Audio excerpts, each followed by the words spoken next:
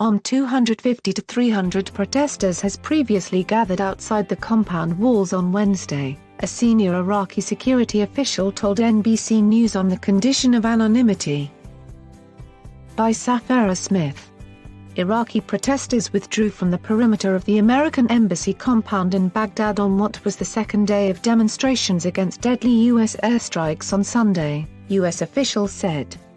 All protesters withdrew from the area in front of the U.S. Embassy and left the Green Zone. The embassy is now completely surrounded and secured by security forces, the Joint Operation Command said Wednesday. Earlier Wednesday, U.S. security forces had fired tear gas into the crowd.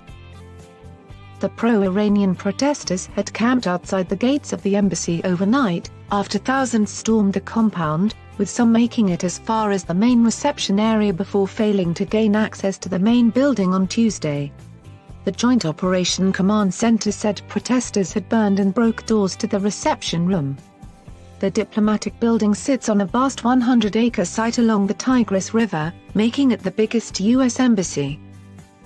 Defense Secretary Mark Esper announced Tuesday that the U.S. was sending about 750 soldiers to the Middle East in the wake of the embassy's storming. More personnel were on standby to deploy if needed, he said.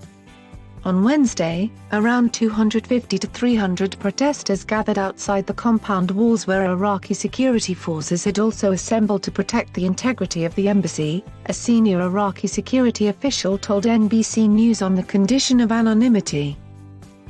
Video circulated on social media that appeared to show protesters scaling a compound building, and agencies published video of what appeared to be demonstrators throwing stones at embassy buildings. It was unclear if those protesting were militiamen, their supporters, or both. The protesters were demonstrating deadly U.S. airstrikes Sunday on weapons depots in Iraq and Syria that the United States said were linked to an Iran-backed Shiite militia group, Ka'b Hezbollah. At least 25 fighters were killed in the strikes. The United States blames the militia for attacks on the bases of the U.S.-led coalition that is fighting the Islamic State in recent months. Ka'b Hezbollah, also known as the Hezbollah Brigades in Iraq, is separate from the Lebanese militant group Hezbollah and operates under the umbrella of the state-sanctioned militias, known collectively as the Popular Mobilization Forces. The American troops in Iraq are supposed to either train Iraqi forces or to combat terrorism. But the killing of members of the HASHD al-Shaabi, Popular Mobilization Forces, this is something unacceptable, the director of the doctrinal guidance for the forces, Mohammed El-Haidari, told Reuters. So, for this reason, we are coming here, until the U.S. troops leave Iraq, he added.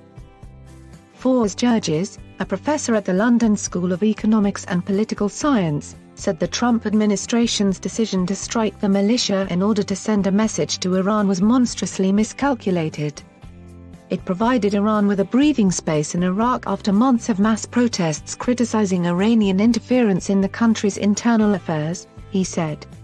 It united most political forces in Iraq against the U.S.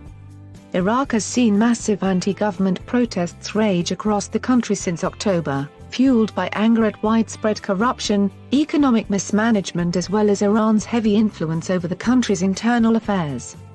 The mass uprisings prompted the resignation in November of Iraqi Prime Minister Adil Abdul Mahdi, who is currently serving as a caretaker prime minister.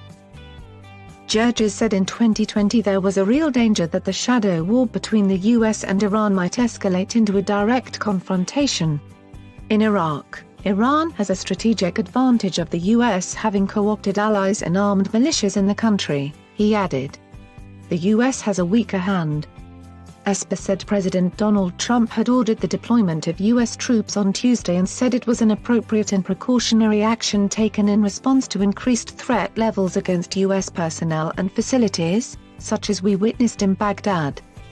Sanam Vakil, a senior research fellow at the London think tank Chatham House, told NBC News that there was currently no back channel between Tehran and Washington, describing it as a huge problem. Iran's Supreme Leader Ali Khamenei said Wednesday that if Iran wanted to fight a country it would do it straight and clearly.